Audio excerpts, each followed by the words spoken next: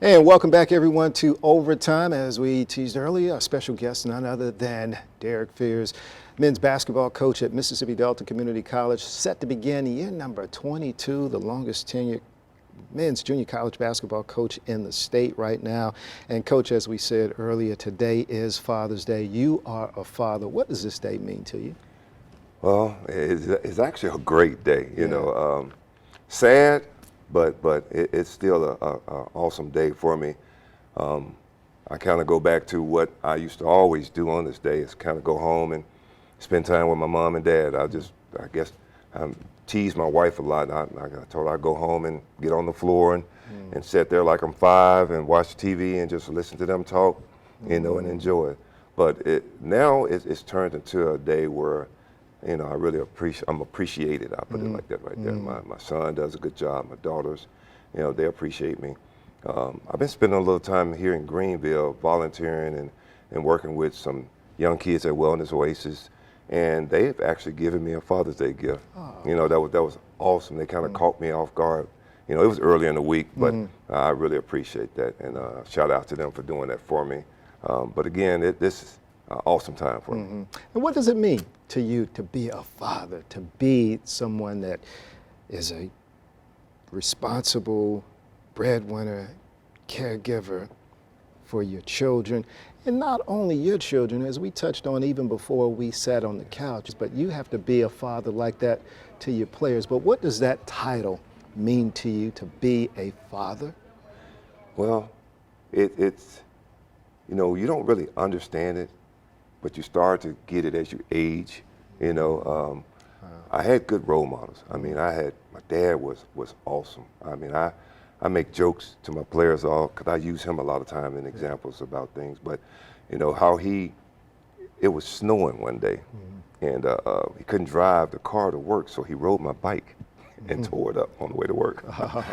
But he showed me what it meant to be a man, to get up and go to work every day, to be a provider, to take care of moms, to take care of us, in a sense, you know. And so a lot of my moral values I got from him. Spending time, I mean, that was the biggest thing that I used to do with my son, and that's something that I've added to my coaching, you know, just when I recruit. When I'm with my players, they don't just see me as the coach when they come to the floor. You know, they can come in my office, sit down, talk to me. We can go out and eat. You know, we may, Coach, I need to go wash my clothes. You know, I'll go with them.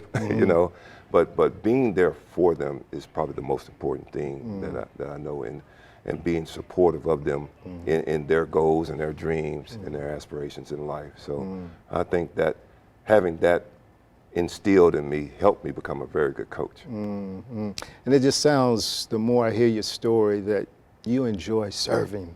You are definitely that of a servant. And you want to be there for, whether it's your family, your players, you want to be there, and that requires service. It does. It's funny how you said that, but that's one of my words. It really is. And you know, I'm kind of getting to the latter part of my coaching career, if you want to say that. And I always think about, what is it that I can do after coaching? Wow. You know, and it's probably still doing the same thing. Be serving someone, you know, helping some young individual or person, you know, from one point to the next. You know. And you mentioned too, Coach, about the time. I know it's got to be something you're thinking about perhaps down the road when you may have to hang up the whistle. How will you know it's time, you think, to walk away from the game that has meant so much to you? That's a great question, and I really don't have an answer for that one right there. I think the kids keep me youthful. And as long as I can do it and have health and strength in my body, I would like to do it. Maybe one day I might like to try to get into administration and maybe just kind of follow the teams that way. But again, I just don't know. I really enjoy coaching. I really do. As long as you're healthy and able. Yes, sir. In your right mind, you'll do it at the rate you're going. I can see that being another 20, 30 more years, Coach. You're a blessing. All right, amen to that. Well, Coach, I appreciate your time. Time has definitely flown so fast. You taking time out, looking dapper as always. Man, best dressed coach in Mississippi too, I might add. Didn't touch on that earlier. I need The to get best that dressed story coach. on Go that ahead, one. coach. I I'm got sorry. a story on that one. Yeah. Why? Here's why I Okay. dress. And Okay.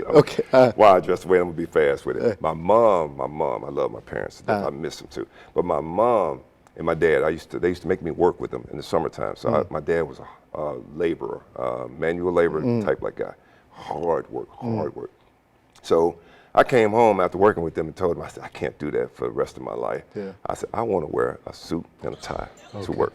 Yeah. And my mom never let me forget that. And I spoke that one into existence. Wow, So, wow. That's why I wear and dress the way I do. Wow. Always to a T. Yes, sir. Always Yes, sir. to a T. Hey, we appreciate the time, Thank you. Coach Fierce. Thank you so much. And again, happy Father's Day.